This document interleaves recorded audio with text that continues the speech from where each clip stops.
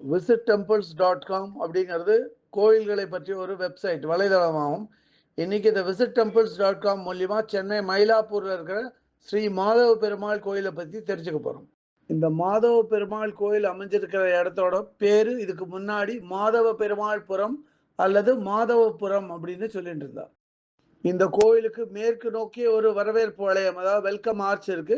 இந்த கோவில் 5 அடுக்கு கொண்ட கிழக்கு நோக்கிய ராஜகோபுரம் கொண்ட கோயில் ஆகும். ராஜகோபுரத்திற்கு வெளிப்பக்கத்துல 2 4 மண்டபம் இருக்கு.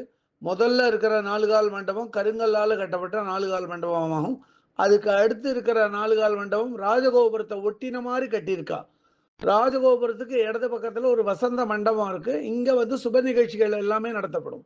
ராஜகோபுரத்தை கடந்து வந்தா முதல்ல ஒரு நெய்வேத்திய பீடம் இருக்கு. அதுக்கு அடுத்து ஒரு துவஜஸ்தம்பம் இருக்கு.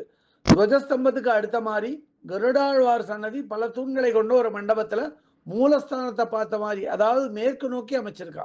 மூலஸ்தானத்துக்கு மேல் பாகத்துல தசாவதார விக்கிரகங்களை பல வர்ணங்கள்ல அமைச்சிருக்கா. மூலஸ்தானத்தோட 2 பக்கத்திலையும் துவாரபாலகர்கள் விக்கிரகம் அமைச்சிருக்கா. மூலஸ்தானத்துல மாதவ பெருமாள் கிழக்கு நோக்கி அமர்ந்த கோலத்துல ஸ்ரீதேவி பூதேவியோட காணப்படுறார். இவருக்கு கல்யாண மாதவன் அப்படின்னு ஒரு பேரும் இருக்கு. அமர்ந்த கோலத்துல மாதவ பெருமாள் கிழக்கு நோக்கி எங்கேயுமே பார்க்க முடியாது. அதனால இது மிகவும் அரிதான ஒரு கோயிலாகும். மூலஸ்தானத்துக்கு உள்ளே உற்சவமூர்த்தி விக்கிரகங்களும் காணப்படுறது. மூலஸ்தானத்து பக்கத்திலே பிற உற்சவமூர்த்தி விக்கிரகங்கள் இருக்கு.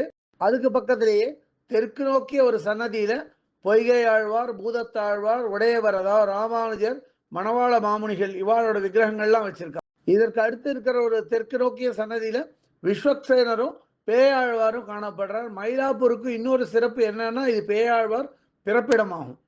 கோயிலோட வெளிப்பிரகாரத்துல கிழக்கு நோக்கிய தாயார் சன்னதி இருக்கு.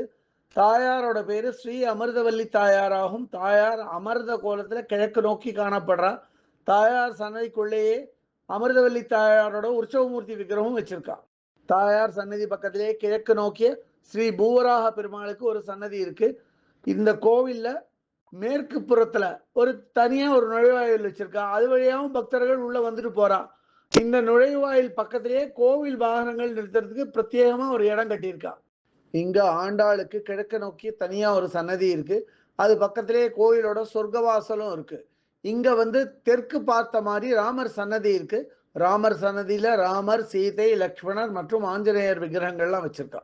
ராமர் சன்னதி பக்கத்திலே நம்மாழ்வார் மற்றும் ராமானுஜருக்கு சன்னதிகள் இருக்கு. இதுக்கு பக்கத்திலேயே ஆஞ்சநேயருக்கு மேற்கு நோக்கிய ஒரு சன்னதி இருக்கு. மேற்கு நோக்கிய சன்னதியில ஆஞ்சநேயர் வெத்தலை மாலையோட காணப்படுறார். இதுக்கு பக்கத்துல அலங்கார மண்டபம் வச்சிருக்கா.